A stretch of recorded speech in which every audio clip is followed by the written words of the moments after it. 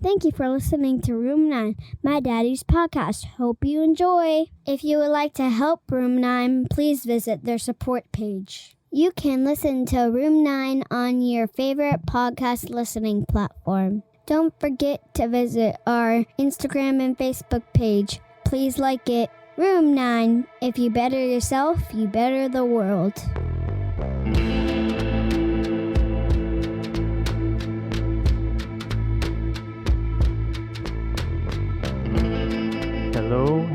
Hello.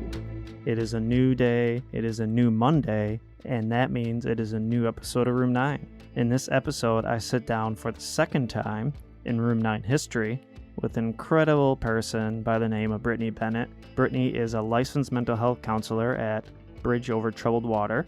I will leave a link to her website below, which is botwservices.com. So look for that link. I will also have a link for her Psychology Today page, which you can also find below. And in this episode, we talk about depression, we talk about suicide, and we kind of touch base on relationships as well towards the end of it. I think it is a great episode, especially recently now that we're all kind of stuck inside and some of us are really struggling with depression and loneliness. So good tips, good advice, awesome information in this episode. So make sure you listen to it. Check out Brittany's site. Check out Room 9's site. I would love for you guys to see this trailer titled Family and Addiction, where I sit down and I talked with my mom, my sister, and my girlfriend Christine about my addiction. It's a little teaser video, and I am currently working on the longer form version of it. You check that out at our website. You can check that out at Room 9 Podcast on YouTube. So be sure to pass that along because I think it's great for people who have loved ones that are struggling with addiction and other types of mental health challenges. That is all I got for you guys. Get to this episode. Be sure to let me know what you think of it. Be sure to check us out on Instagram, on Facebook, on YouTube, and everywhere else where Room 9 is available, which is pretty much what I just said, everywhere we're available, and LinkedIn. Have a great Memorial Day. Have a great week. And I will talk to you soon. As always, much love, stay strong, and stay encouraged. All right, peace.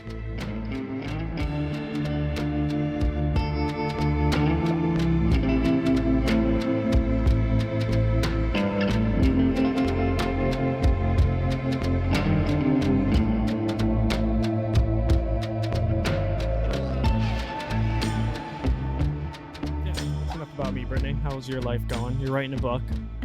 That's done. I am writing a book. Yeah, it's been many years, several years of wanting to do it, and slowly over time, just kind of putting together an outline of what it is that I want to focus on. And the message has changed throughout writing the book and putting it together. So then I went to a halt, if you will, where I kind of took some time off from writing it.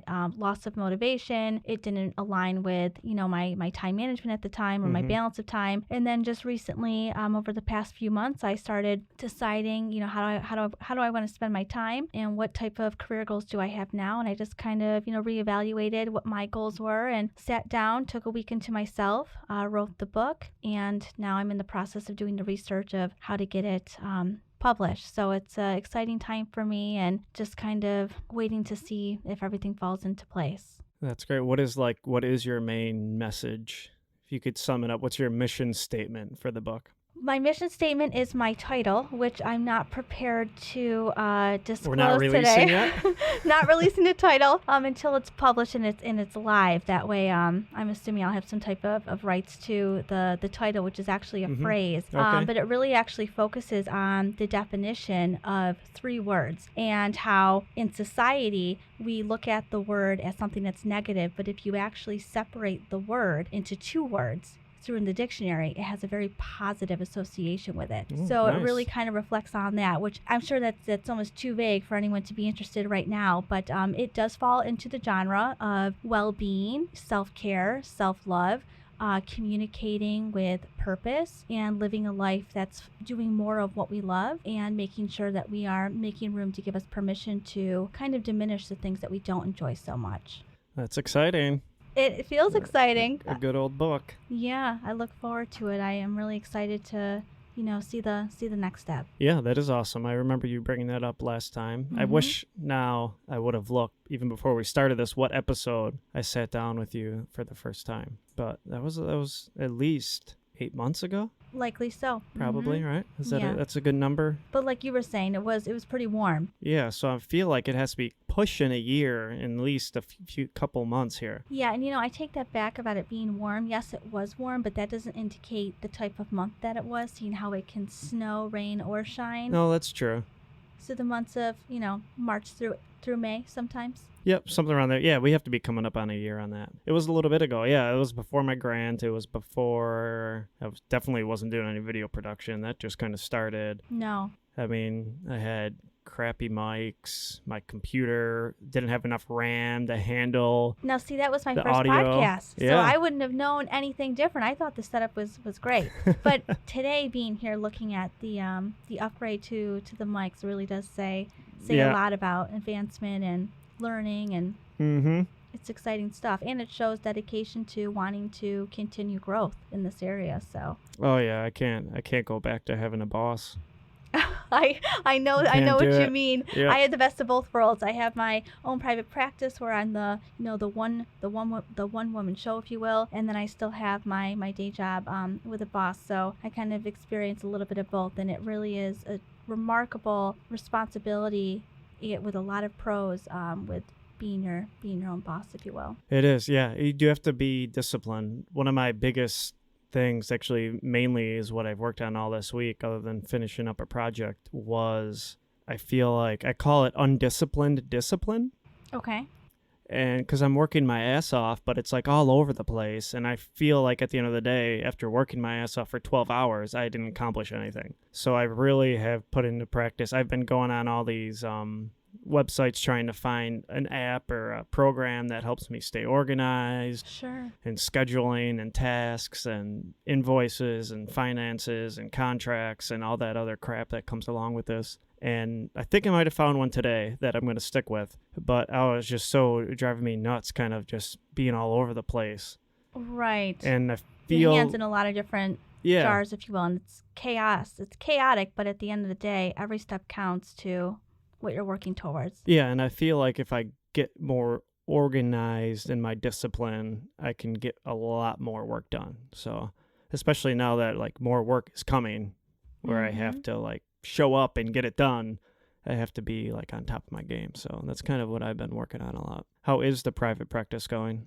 It's going well. It really is. I still have to balance my own time. I know I say that a lot, and I said that a lot the last podcast, but you want to be able to enjoy your work, and I find that the way I enjoy it is limiting myself to management of my time.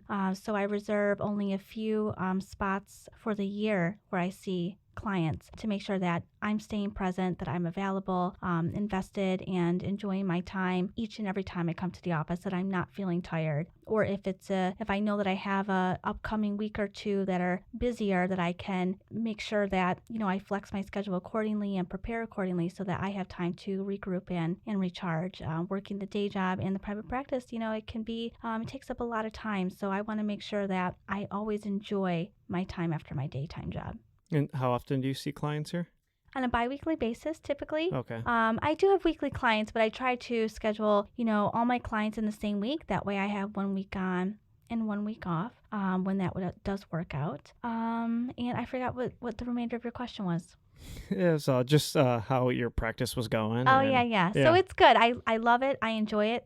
This is, one of my passions is meeting with my clients. And I don't know if you remember this or not, but when we met last year for the podcast, we really kind of focused on the type of clientele that I like to work with, who comes in, what type of problems and concerns or life changes do people come in for. And I still fall with the same scope, if you will, which is I really speak to the type of everyday stressors that I enjoy working with. And those are the type of clients that call me. I find, just an enhanced sense of passion and excitement and being on the journey with someone who is coming here to focus on things that I have an interest in as well. So I actually think it's, quite special when you market for a certain type of clientele and we both identify with the same thoughts, and it's great. So how do you go about finding your clients? I feel like you made it sound like you go out and look for them as opposed to they come and look for you. Kind of like a perfect match, if you will. So what's really nice is through my website and through Psychology Today, you have the ability to share a little bit about you, your process of therapy, what your thoughts are on therapy, what type of therapy that you like to do with clients, and interests or specialties that you like to focus on. So for me, from when I think about my internship days when I was going through school to get the master's in mental health and counseling to present day, when I think about all of the clients that I've worked with, whether it was for a one-time session or for working with someone for 3 years straight or 6 months or 8 months or 12 months, of all the hundreds of clients that I have had an interaction with, you pick up on things that you enjoy talking about, things that maybe you don't have as much of an interest in. So when you think about mental health counseling, anything really goes when it comes to why someone's coming in for mental health treatment, whether it's to talk to somebody about what's going on, whether it's to have some added support, even if it's just education about symptoms that you might be having that you're not sure if it's anxiety or depression or something else, questions about medication. Mental health counseling is used to couple not only mental well-being with mental health, but also your physical well-being. And it's really imperative that you as a therapist are interacting with your clients' providers, whether it's their psychiatrist, or encouraging them to meet with their primary care doctor for that annual exam, regular routine lab work, making sure that they're taking care of themselves with even going to the dentist 2 times a year. It's amazing how things that you only have to do once or twice a year can impact you in the long term if you don't maintain some type of regularity with them. I guess with that, I'm kind of getting off track, but back to the original question of the type of clientele that you're trying to bring in. Working with all these people over the years, I really find that I identify with certain types of, I don't even want to really use the word issues because they're not issues, they're life. They're life issues, but there's certain challenges and life's ups and downs, because even when we have ups in life, sometimes they're still not supported by those around us. So whether it's ups or downs, they're both valid to discuss. So with the years of working with, so many different challenges and ups and downs, I've really found what I connect with, what I identify with, what I love talking about with people and being on that journey with them. And it hasn't changed. It's the same thing as it was last year. One of my favorite things are working with people who have a hard time understanding, learning about, or being involved in one of their loved one's life, whether it's a partner or a family member or a friend who are struggling with their own mental health or addiction. Again, so many times we as family members don't know how to best support our loved ones or ourselves during any type of hardship. So I really enjoy giving education on symptoms of a mental health condition that they think that their loved one has or that they know that their loved one has. I love talking about the prognosis, which means, what's the expected outcome for someone with a certain type of mental health condition? How long is it expected to last? Is it a lifetime, condition? Is it typically treated with medication? Is it not treated with medication? What are the benefits of medication? So I really enjoy the discussion piece and the education piece, because so many times people are not even aware that some of the symptoms is part of the mental health condition. And just a quick example, just right off the cuff, depression. A possible symptom of depression is irritability, changes in concentration. Sometimes people just don't think of that. They think of just being sad, moping around, depressed, maybe suicidal. But there's so much more that goes into that. Your sleep changes, your appetite changes. Maybe you had a weight loss or a weight increase. Feelings of guilt. That is also a symptom of depression. And sometimes when someone has the opportunity to discuss how they feel and you get to go through the possible symptoms, it can be not only eye-opening, but it can be a relief as well sometimes that, that's why I feel that way. There is something that I am going through. And it is workable. Yes, it is. You said there's a lot there I could keep talking about. Sure. So many things. Even to start way in the beginning when you mentioned about just having family members. I been recently kind of ringing through my divorce because I've had a few times this week where I just have had to just go in another room and cry about being away from my kids and I'm not really a father anymore other than what she wants from me financially. And so I just kind of had to really just kind of go let that go in another room. These are her thoughts, not yours. Yes. Okay, yes. understood. And which I'm not, I guess not being a father anymore is kind of my thoughts too, because my kids are in Florida, and I mean, things go on in their life Long I distance. can't ever know anything about. She doesn't communicate with me at all about anything. So, I mean, I guess it is kind of my thought. But so I kind of had to go deal with that. But I've been thinking like a lot of my relationship with my now ex-wife, and how like I just remember when she was depressed and in my early 20s. So I had no idea how to really handle that. And to me, like I was in that ignorant mode of just be happy. Why can't you just be happy? And it goes back to just like the education and more importantly, talking about things in a family. And I recently, actually the last 2 episodes I've done of Room 9 have really kind of touched base on that, at least touched base on the topic of having mental health, stuff like depression and anxiety be a common household conversation. Like we have to talk about it. And this one mom talked about how her daughter came to her when she was like 12 and said, I don't know if I want to live anymore. And she was, crying as she was saying this, but she said it was a relief. It was scary, but at the same time, I was relieved because she was comfortable enough to me to come and talk to me about it. And she really believes so much of that is growing up. She always talked to her kids about mental health and everything else and how important that is. I mean, Christine, my girlfriend's daughter, she's 16, and they just had a boy who committed suicide from City Honors. And he was, and it's not talked about enough. And that's kind of been a theme that's come up over the last couple episodes I've done, is we have to really start talking about stuff out loud with our kids, with our families, and just become more aware of it. And so that at least your child can feel comfortable and not be scared to tell you that they're feeling a certain way. That's right. I wish that there was more discussion around suicide and what that means. Sometimes I think this is actually a really great topic, and I could talk about it in so many different ways, but I guess there's at least a couple points I'd want to hit on since we're discussing it. And that is, I want to talk about suicide and when you share that with someone, what the potential outcomes might be.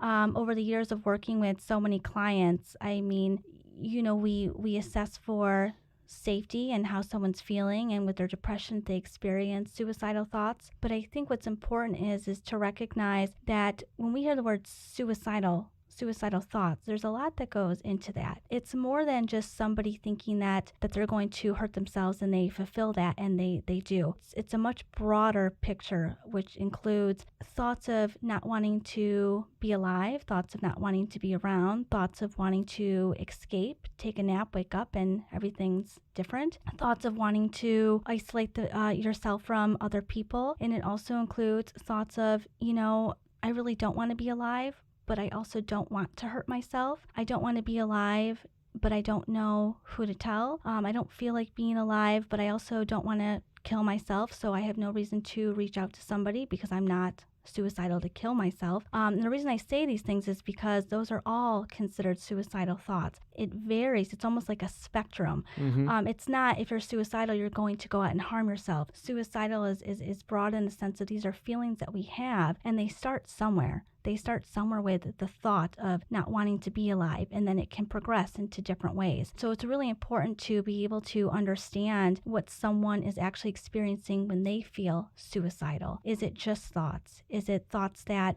you're having that are accompanied with ways that you've thought about hurting yourself? And then the other part that I at least want to touch on, and then if you want to talk about either of those further, we can. But the other thing that I've noticed with clients, and I've only learned this from clients who actually share this with me, is sometimes clients don't feel comfortable. I wouldn't say clients, people, but in my practice, clients will share whether it was present or in the past or future when they think about if they have suicidal thoughts, who will they tell? Clients will choose to not tell someone that they're feeling suicidal for fear of some type of repercussion or consequence. That's not how I view those. I don't view them as a consequence or a repercussion. I think I look at it as to ensure someone's safety so that they feel safe, and that if they do feel like they are going to hurt themselves, that there is some type of discussion around what are we going to do if you do feel this way, no matter what time of day it is. But the thought of hearing that if someone someone's suicidal, they may send you to have a mental health evaluation, or a local,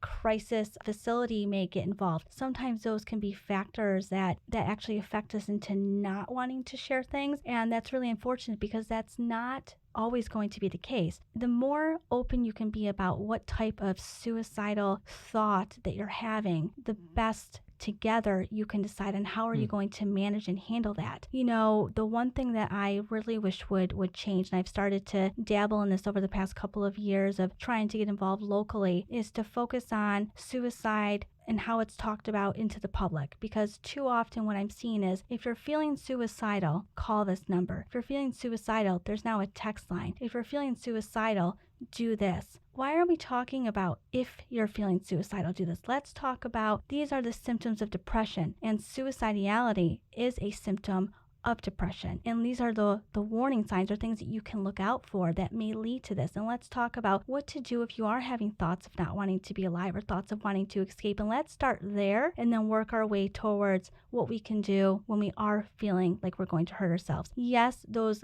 lifelines are outstanding for those who are at that place that need that. But what about the people that are slowly starting to build there that are not there yet? So instead of managing the crisis, we'll manage the crisis when it occurs, but let's start managing the baseline foundation of depression and monitoring for when somebody gets to those thoughts and intervening immediately with how to start to manage those types of thoughts. Feeling suicidal is not the norm. It is a symptom of depression, but not everybody gets it. Yeah, there's, so much things that go along with that. And I love the idea of let's take care of it before it even gets that far. Let's look more at depression and let's put out warning signs and how you deal with that, and not wait till somebody is thinking about ending their life to put this lifeline out there. Let's take care of it before that. And I think that's extremely important. And that's when it's talked about. When someone, unfortunately does go through and they end their life, that's when you see a spark or a peak in talking about, resources available for when people are in times of crisis or when people are suicidal. But again, as I was saying earlier, that's not the norm for depression. It is a part of it, and I'm not downplaying that, but my point here is it's not the norm, meaning it's more than just depression. It's depression with suicidal thoughts, and we could talk about this too more if you want. I mean, that's up to you, but that's when medication is a really great conversation because the body is so depleted of the chemicals that kind of regulate ourselves and manage, how we feel, and medication can be a really big deal for trying to work our way out of such a deep, dark place. Yep. Yeah, I also think, I don't know why my mind goes to this, when somebody is kind of feeling a little reluctant to talk about their depression, and that is almost their partner or whoever they're telling, like, what, I can't make you happy, and them feeling, like they're not good enough almost, and feeling guilty over that. And I feel like that can add to it. I mean, there's so many reasons why we don't talk about things. And I think one of the biggest ones, obviously, is the stigma of, if you are feeling depressed or struggling with any kind of mental health, that it's weakness. And I think that is one of the biggest things that still I scratch my head over when I think of the whole go see a primary care physician, but don't go see a therapist. Right, exactly. Or a cardiologist, or diet, for diabetes, if you go see a podiatrist, I mean, you go to those specialties for a reason. I remember us talking about this last year too. There are specialties for a reason. Yeah, and go take care of your mental health. Damn it. Yes. I wish it was, I might have said this last year, I wish it was required from elementary school until, forever, really. But I mean, that's not realistic. Neither is, thinking it should be implemented at such a young age. But it would be really great if it was. No, it would be. Yeah, and I think it should be a common thing to, just like you go see a primary care physician, to go see a primary care therapist or counselor or whatever it is, to really, just talk about things. And one of the things my last guest, Brian, mentioned, that when he kind of threw things out to at least men about talking, is like, a lot of people are like, well, I think I would know if something was wrong by now, was the response he got. Like, somebody would have told me, and the other response he gets a lot is that whole, I just think it's weakness still, and it's so out there. And I mean, from the second you're born, I mean, even babies we pick up and we're like, shh, it's okay. Yeah. Stop crying. Like, we're already like training them and wiring them to stop crying. It's okay. You're fine. Don't cry, and all of that. And I mean, I remember my brother broke my collarbone and I was crying. I'm trying to think how old I was, probably 13, around that age. And my dad telling me in the kitchen, stop crying, you're fine. And, it's just, we're constantly told that growing up. Yeah.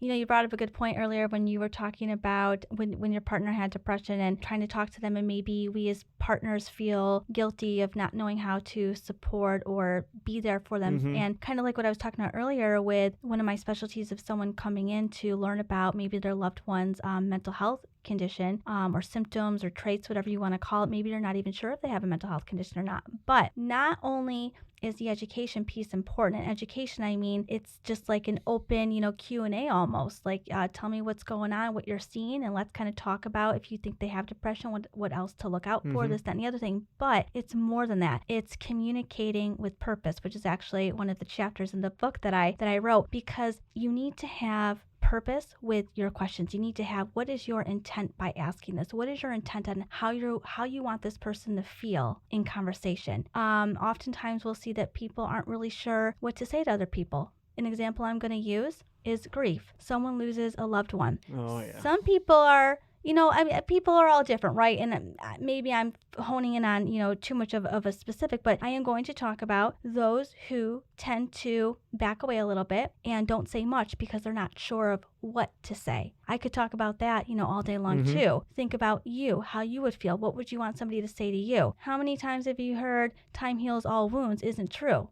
Yeah. I mean, our relationship with the loss changes, and it's up and down, up and down. Certain dates bring it right back up like it was, when it first happened. And then we go through periods of time where we don't think about it as much, or it's not as present, or it's present differently. So the relationship with grief changes over time and repeats, if you will, but there's no getting over it. So when I say that communication with purpose, it really hits home when you focus right on grief. That is, yeah. And grief is a strange thing like that, because something can just totally snap or happen where you're just right back at square one, like it just happened over again. I saw an incredible analogy. And by the way, as I'm about to say this, I'm thinking about, I know you have a lot of history of loss in your life, Sean, but there was an incredible analogy that I saw. It was a viral article that was written, and it was written by a young girl who, I don't know what her loss was. I think it was a parent, but she was talking with one of her doctors about her grief. And she shares that the doctor made an analogy of a box with a ball in it and a small button of pain in the corner. And when you move and you shake the box around, the ball will only hit the pain button every now and then. And that's kind of like how grief is. When the pain buttons hit, it hurts just as much as it did in the beginning. And then it rolls around and it's not as intense, but it doesn't matter. As soon as it hits that pain button, the pain is there. Yeah, I mean, I've always just kind of used the analogy of finding a way to experience joy and happiness with that pain at the same time. Like you can learn how to be sad and mourn and cry and deal with grief at the same time, and still love life and appreciate it and laugh and have joy and have happiness along with it. But it's always there, that crack in your heart or whatever, your soul or whatever is always there, but you learn to appreciate things. And I mean, my motto has always been, if you can look at something and learn from it and grow from it, something that seems meaningless can have meaning, no matter what it is. And you know what? It's funny because I always use our conversation from last time all the time when you said to me, what did I say? Something about, I can't remember what you said. I think I said something about taking the sign. Okay. Or whatever. And you're like, oh, I'd be grateful if you did that. I'd be complimented because it means you liked it or whatever. Oh, this sign. Yes. Okay, that's right. It's a wooden figurine that has the words be space, if you will, be you. And then on top of the figurine, it has a rotating rectangle with different words on it. Wholeheartedly you, be you. What's the other one? I see unapologetically be you. I love that one. That's probably my fave. Yep. But I remember saying that or whatever, and I was like, oh, you wouldn't be saying that if I know where said, you're going. Yeah, I wish somebody would say that when I took when their you purse. took their purse, yeah. But I remember, I'll never forget what you said after that. And I remember you said that was their opportunity, the people you do things to, or vice versa, it's an opportunity to learn and grow from that. Mm. Not that that justifies the actions, not that it makes it okay, but it's still an opportunity for somebody to grow as an individual. And that always stuck with me, because that is such a huge thing. No matter whether we have caused something to somebody else or vice versa, that has allowed me, that really helped me work on forgiveness for myself. Wow. To not feel guilty for the screwed up and messed up things I did in my addiction. Because even if that person still hates me, even if that person's still angry with me, I have permission to go forward and forgive myself, that it's okay, because that's what I deserve. And this was an opportunity for them to work on something in themselves. Mm-hmm. Why are they still harboring anger towards that? Why are they still so upset? That's their opportunity. If they don't take it, that has nothing to do with me. Correct. And I That's love really that. great. And I remember that's like the biggest thing I took out of our last podcast. And I say that to people all the time. That is so cool. And I love that. I love that. And thank you for sharing that with me. Yeah, that was great. It was like an eye opener, and it really helped me to not like sit in guilt anymore when I'm around somebody who I know, like even quote in quotes, good friends that won't talk to me anymore and stuff like that. Mm-hmm. And it's like, all right, well, your loss. Yes, absolutely. That's such a really great story. I'm so happy you shared that with me. It kind of reminds me too of, I've made a lot of references to the book today, and I had no intention on talking about the book. I was only sharing that with you just as a personal, aspiration and goal, and sharing my progress. So it's so funny that it's coming up. But oh my God, this happened to me last year where I was talking, and then I was super excited to share my thought, and then I forgot what the thought was. And that's what's happening right now. I forgot what I was going to say. That happens to me all the time. All the time that happens. That's pretty frustrating. We were talking about, I just remembered. Okay, relationships with people. One of the chapters in the book focuses on, I might strike a nerve with the audience, but that saying, forgive and forget. Mm-hmm. I'm not into forgive and forget. I'm into choosing how to move forward and choosing what type of relationship you want with that person in your life. I don't think that we need to receive an apology, even if it's expected or hoped for. And if it's hoped for, that's it's really great if we get an apology when we're hoping for one, right? But in times where we may not get an apology, or in times when we do and we don't even care to have one, we don't have to forgive and forget to move on. We can choose to acknowledge how we were hurt or disappointed or taken advantage of or not supported when we needed support, or whatever it may or may not be, and still choose to move forward with that person in our life in the way in which we define for ourselves. We dictate, we choose, we can determine how we're going to interact with this person going forward, whether it's not at all or with some type of boundary, if you will, and how we're going to interact with that person going forward. So when I just heard you say maybe some past friends that you don't have that relationship with anymore, we choose as people how we want to have relationships, but also it's equally as important for us to define for us what that means for us if we're on the other end of the loss of some type of, partnership, relationship, intimate relationship, work relationship, things of that nature. Yeah, and I think it's important, just because you forgive somebody doesn't mean you can choose to not spend your time with them anymore. That's exactly and what I was saying. Still, yes. you can still forgive somebody and move in a complete opposite direction. Mm-hmm. And that's very important. And you don't have to forget. That's the part that I think is going to strike a nerve with some. And I don't think you forget anyway. That's the point. You can sit there and say you forget, but you didn't forget. No, you don't. You never forget the way that somebody, makes you feel, right? No, you do not. No, you didn't. I forgot about this. I know. The AC heater. Yeah, there might be some little bit of noise, static in the background in from the old loud microphone. Yeah. Hey, maybe with a new microphone, it won't even, or it probably will pick up because the microphone is more advanced. Probably. Yes. We'll see. Now you have some serious editing to do. We'll see how it comes out. Well, like I said, I need to get a preamp for these so that I can not have this up as loud as it is right now, and then that way it will pick up less. But once I have the money, I'll get those. Nothing's cheap in the podcast and videography world, I can tell you that much. From the little bit that I do know, I can't even begin to imagine. Especially if something doesn't work or needs to be fixed. I mean, I can only imagine the learning that goes into that, and the finances too.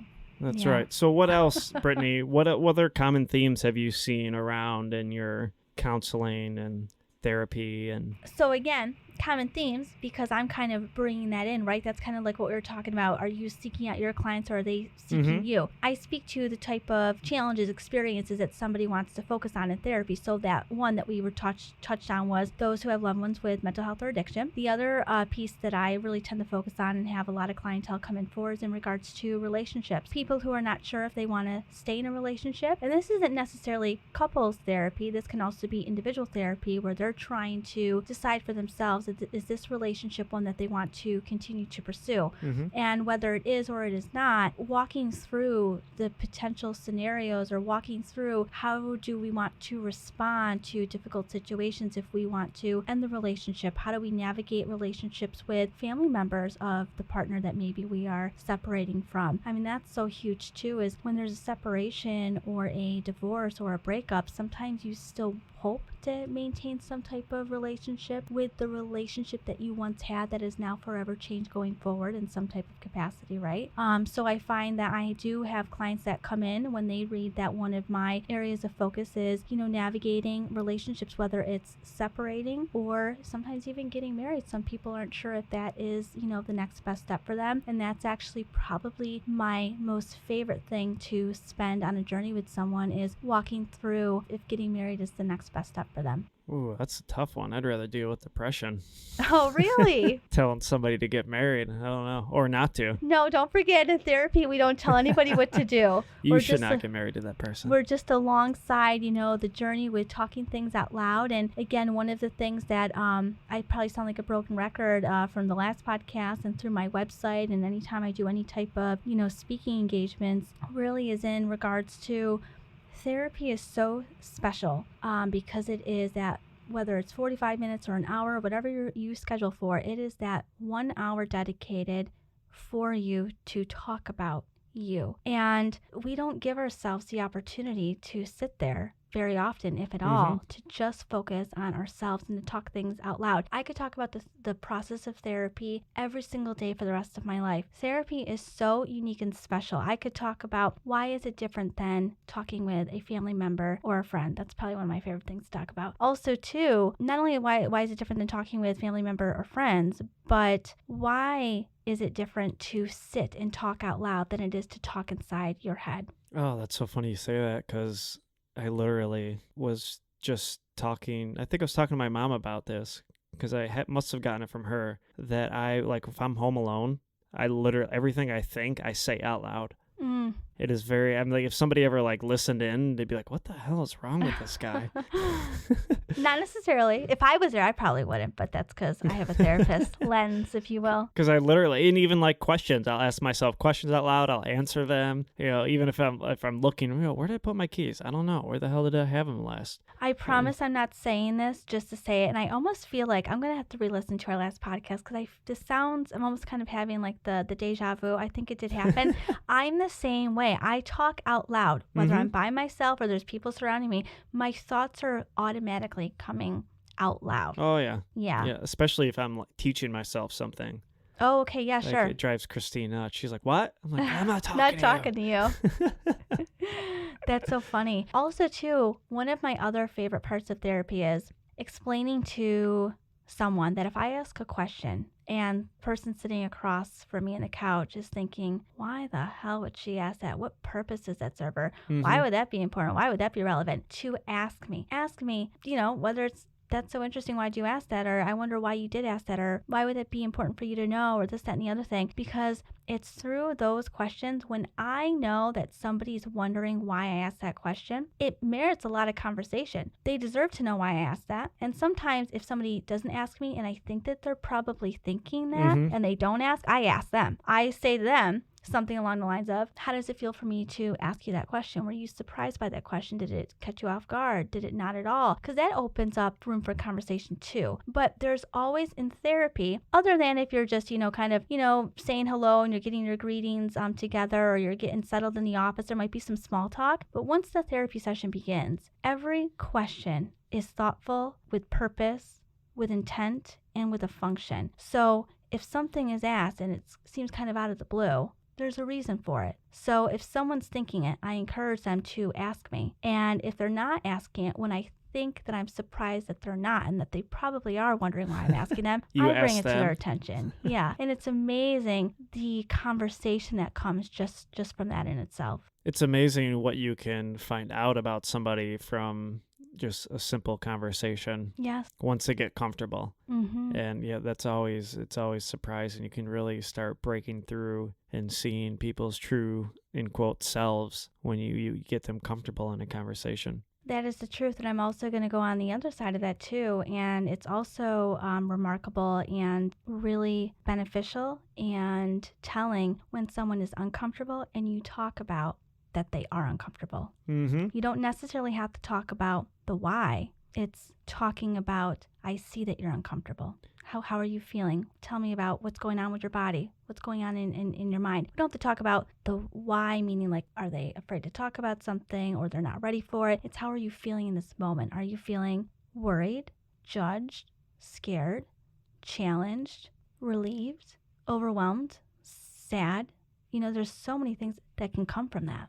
Yeah, and I think just even once you're like, at least for me anyway, I guess I can't speak for everybody, when something makes me uncomfortable, or even if I'm self-conscious about something, like the other day with my podcast, I forgot headphones.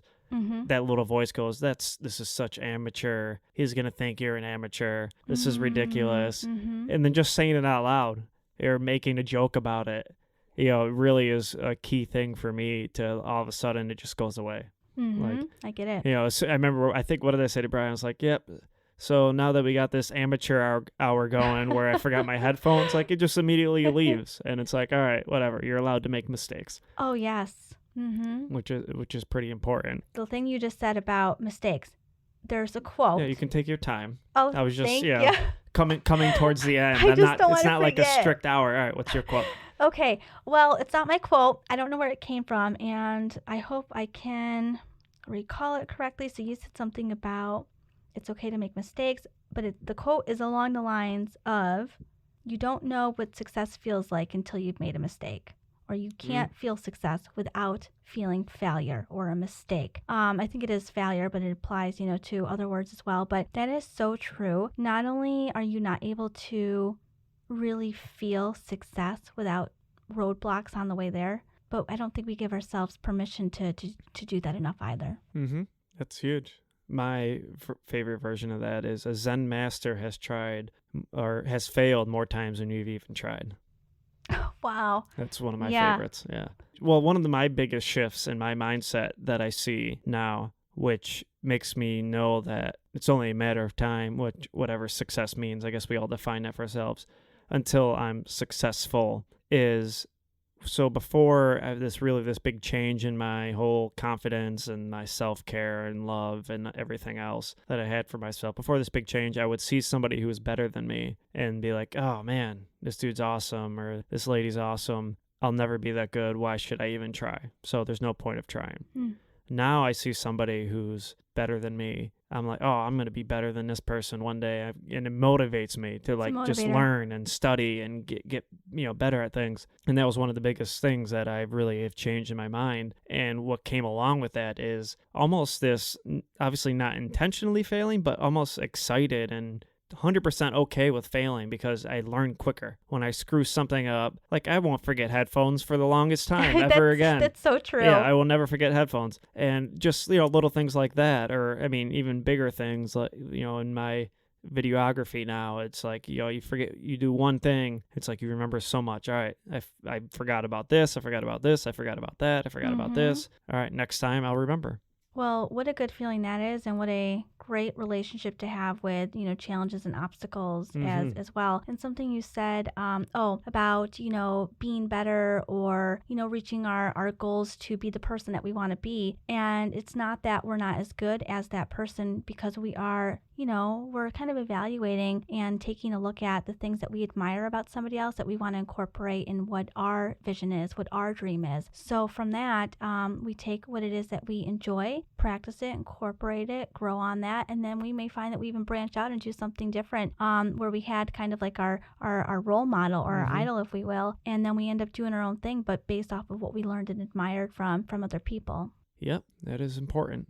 Kind of reminds me of relationships. I'm just going to throw this in there too. When I think about relationships ending, I like to also think about the next relationship, right? And to consider, what is it about that past relationship that we loved about the relationship, that we loved about our individual self separate from the relationship, that allowed the relationship to function healthy. And by that I mean our relationship with work, friends, family, and all in all, what is it from those past relationships that we enjoyed and that we would want more of in the next relationship? And what is it that we would want less of in our next relationship? So, gosh, there's so much to learn from people that we admire and relationship experiences that we've enjoyed, admired, and would like more of and less of in our next relationship too. Yeah, I might have to ask you some questions because I am doing the next vlog I'm doing is actually somewhat about relationships, kind of more about my divorce and, a lot of things of which have led up to it and the things I could have done better, the things I did right, things I did wrong, and stuff like that. And with one of the funniest things that I, think about, because I was with my now ex-wife almost 7 years, not married, but a total of 7 years. And it's so funny when a relationship ends, all you remember is the shitty, crappy things that person did. They were the worst person ever. But they weren't in the beginning. Even though I spent 7 years with them. Sure. Like, you forget all the laughter and all the happiness and all the good times. And it's hysterical how that happens automatically. And, and one of my favorite things is if, love is unconditional and you truly want somebody to be happy and they no longer want to be with you, as much as that sucks and as painful as that is, you should be okay to let that go and let them go be happy. That's why I just wonder, most of the relationships you come across are just not healthy whatsoever. You know what that reminds me of too, Sean, is when I think about, that's a very difficult relationship scenario, right? Somebody who's ready to move on or somebody who has moved on and the other partner or ex-partner, if you will, is not ready to do that or is struggling very much so with that. What was I going to say though? It's happening again. Okay, hold on. Give me a second. I'm talking about relationships. Oh, just as much as, let's say, people break up, one partner is moving forward and maybe they have a new partner. Even if we miss the relationship and we wish that that relationship would have succeeded or that we could still stay in the relationship to work on things, at the end of the day, the person who wants the relationship, you deserve to have a fulfilling relationship. And if the person that you were with decides to stick it out just to see if things get better or just to stay around because it's easier to pay rent or mortgage, it's unfair to the person. It's unfair to us, someone who wants a relationship, because just as much as we deserve a healthy relationship, they do as well. And if you don't have someone that's fully invested or it's not reciprocated, then we don't deserve to have an unfulfilling relationship, if that makes sense. It makes perfect sense. And I think so many people stay together because of kids, financial reasons, or they're scared to be alone. I think those are the top three things that you find so many people are in because of those three things. And I tell people all the time. Agree. I tell people all the time, Brittany, I would rather go through my brother and sister dying over and over again than ever having to look another human being in the face and saying, who is in love with you, and saying, I do not want to be with you anymore. Because that was the most difficult thing I've ever done. And I think a lot of that has to do with like my brother and sister were like none of my faults, none of my mistakes caused that. Nothing I did caused that. But this was all me. Like, not all me, obviously it takes two people to make a relationship, but I got into it, I had the kids, I'm a father. I mean, just so many things. And oh my gosh, I mean, that was easily the number one reason why I numbed most of my life with heroin, was just because that guilt and that sense of failure, even though I was in an amazing relationship, still am, with another woman, that just weighed on me constantly. All the people it affected my entire family, friends, her entire family, friends. I mean, it affected so many people, and that just sat with me for so long, many years. That like mistakes and that guilt sat with me, and oh, that was tough. It says a lot about your comparison with grief. And you know what? I may have said this last year, but I need to say it again. So many times if I have someone that I'm working with, and I'm not talking, I should take that back. It's not just in the office. It's in my personal life too. If someone's going through a divorce or separation or a breakup, I do like to compare it to the stages of grief and loss, equivalent to the loss of a loved one. Even though there's a huge difference between someone being, lost to death, but we still go through those different stages of, feelings of guilt, feelings of anger, feelings of acceptance, and it's just a rotating cycle where there's no right or wrong in which stage we fall in, but we do experience the same stages in some capacity with the loss of a relationship. And it is very painful, and it affects us in some way for the rest of our life, whether it's, at the forefront or on the back burner, but it will influence future decisions and present day feelings. Yes, it will. Yeah, that's a difficult thing. Good old relationships. They're fun. I'm very, very grateful for the one I am in now. I can tell you that much. That's a really good feeling. When we do a future podcast, maybe we can just focus on relationships then. You know what? That sounds like a plan. So much to talk about. We should do a full episode on relationships. I mean, we could even schedule it before I leave. Nice. Okay. We can do that. So, well, thank you for this episode. Thank you for, sharing this time with me and having me be a part of this. I love discussion, so thank you. I know, this is always a blast. And yes, we will, so the future Room 9, a third episode with Brittany is being planned now on relationships. Thanks, Sean. We should do it live so people can call in and ask you advice. Yeah, we were talking about that earlier. That'd be so much fun. Any question goes, as long as it's, appropriate, I guess. We'd have to set some serious guidelines. Yeah, we'd have to be careful with that. We'll have to look into some laws, I guess. That's true. You'd have to find, you do it on YouTube. It doesn't matter what they say. It just... Future project. I wouldn't, not want to throw that. Anyway. All right, Brittany. Thank you for Sean. joining me.